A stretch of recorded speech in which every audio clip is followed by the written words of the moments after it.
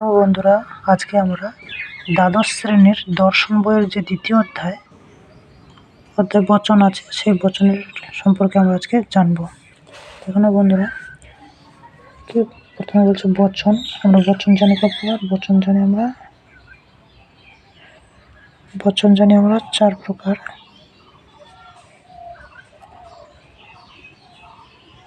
বচন 4 প্রকার। এখানে বন্ধুরা 1 নম্বর কি বলছে? সামান্য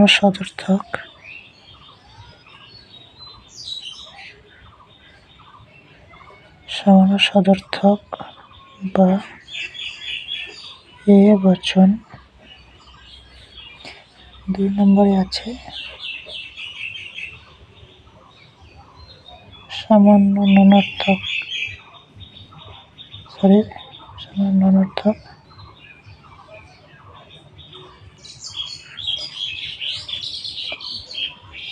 বা ই বচন।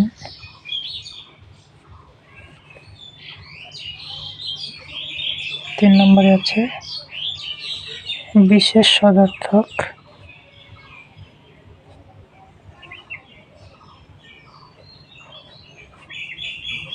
বা আই বচন।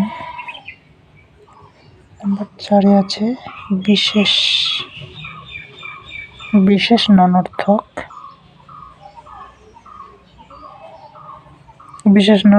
বা ও বচন। এখানে বন্ধুরা আমরা কি জানি? এ বচনে হয়, এ বচনে কি হয়? প্রথমে হবে সকল, তারপর এখানে হবে উদ্দেশ্য,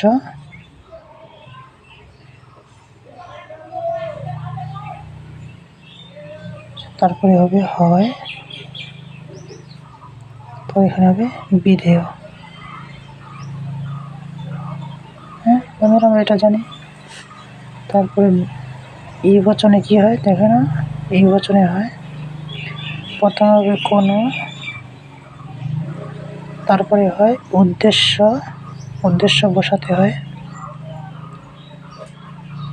তারপরে এখানে নয় বসাতে হয়, এখানে বিধেয় বসাতে হয়।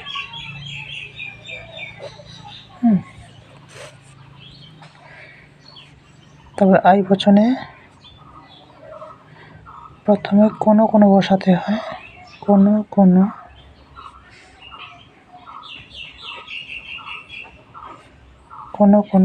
তারপরে উদ্দেশ্য,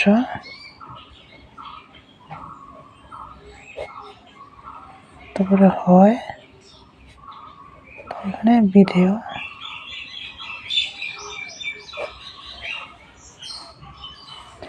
তার ও বচনে এখানে বসাতে হয় কোনো,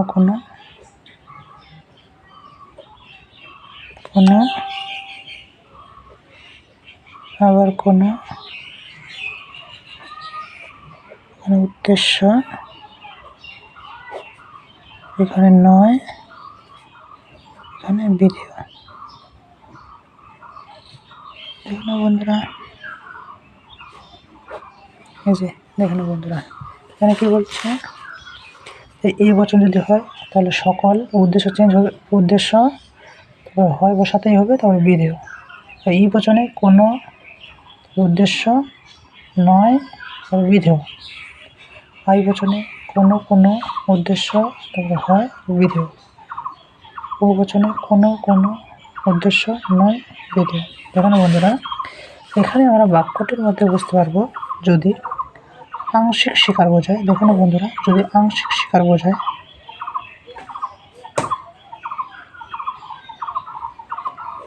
বন্ধুরা দেখুন, আমরা দেখে নেব যদি সমগ্র স্বীকার করা বোঝায়,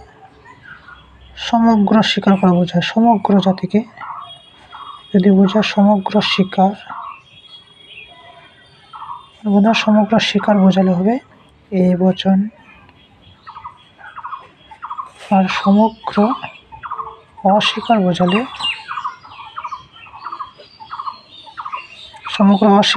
হবে এই বচন। আর আংশিক স্বীকার বোঝালে, এখানে বন্ধুরা আংশিক স্বীকার বোঝালে হয় প্রায় বচন, আর আংশিক অস্বীকার বোঝালে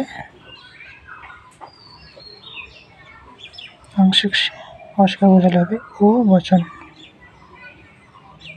এবার বন্ধুরা সমগ্র স্বীকার বলতে ধরুন সব কিছুকেই বোঝাবে, হ্যাঁ, সকল মানুষ হয় মরণশীল, সব এগুলো যদি বোঝায়, সব মানে সমগ্র জাতিকে বোঝাচ্ছে, তখন বলা হচ্ছে এ বচন। আর যদি সমগ্র জাতিকে অস্বীকার করে বোঝায়, ধরো কোনো মানুষ মরণশীল নয় এমন যদি বোঝায়, আর যদি বলে আংশিক স্বীকার বলতে কিছু কিছু বোঝাবে, কিছু কিছু নেই, আছে আংশিক স্বীকার, আর কিছু কিছু এখানে মানে আংশিককে অস্বীকার করবে, যে কোনো কোনো নয়, এরকম বোঝালে হবে ও বচন।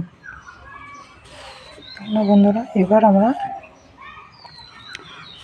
কি জানবো? এবার আমরা জানবো এটা উদ্দেশ্য বচন সম্পর্কে স্বীকার অস্বীকার জানতে হয়। এবার আমরা পড়ব গুণ ও পরিমাণ।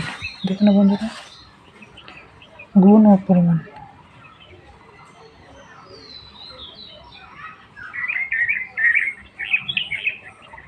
গুণ, দেখুন বন্ধু, গুণ হয় একটা হয় সদর্থক,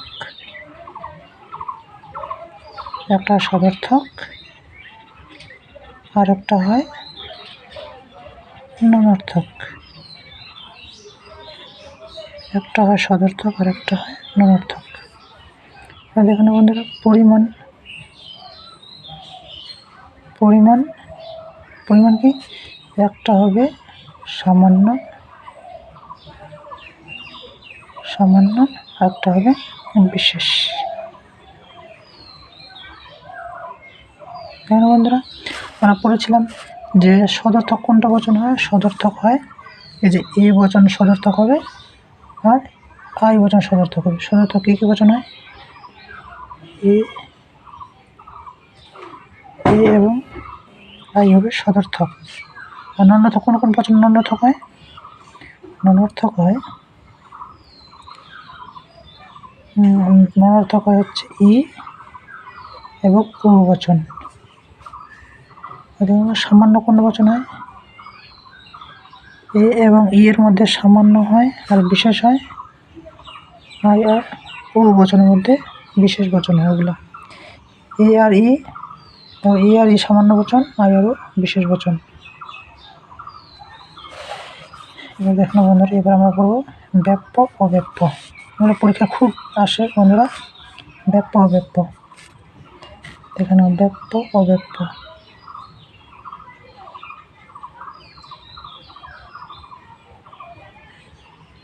ব্যাপ্য অব্যাপ্য,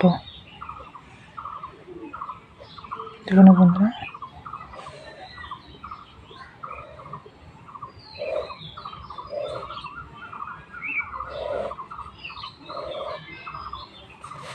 আমার ব্যাপ্য অব্যাপ্য এটা হচ্ছে বচন। দেখুন বন্ধুরা, আমরা বচন কয় প্রকার জানি? বচন আমরা জানি 4 প্রকার। এ, ই, আই আর ও। বচন আমরা 4 প্রকার জানি। এবার দেখে নাও,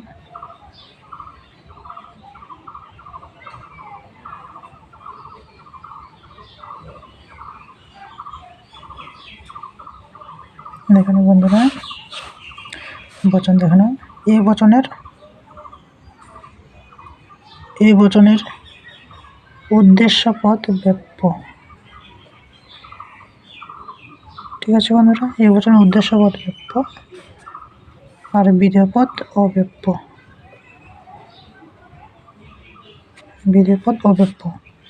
আর এই বচনের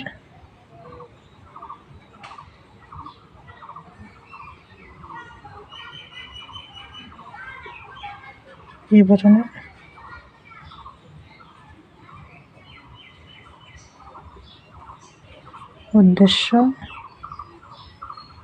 সরি বন্ধুরা, এটা ভুলে গেছি।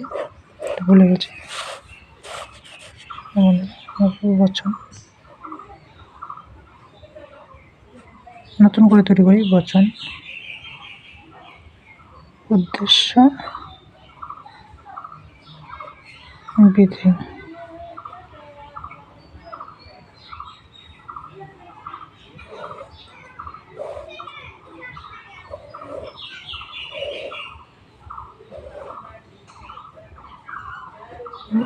চারটা আগে করে নিই, 1 2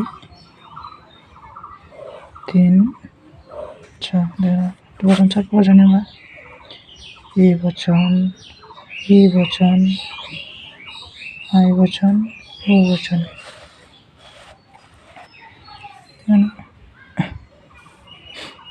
এই বচনের উদ্দেশ্যপদ ব্যপ্য, বিধেয়পদ অব্যপ্য।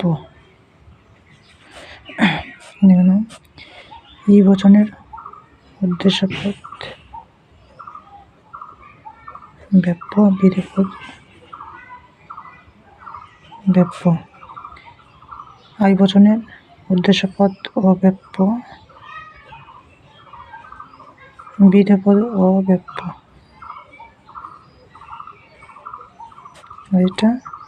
এটা অব্যপ্য, উদ্দেশ্যপদ অব্যপ্য, বিধেয়পদ ব্যপ্য। বুঝতে পারলে বন্ধুরা?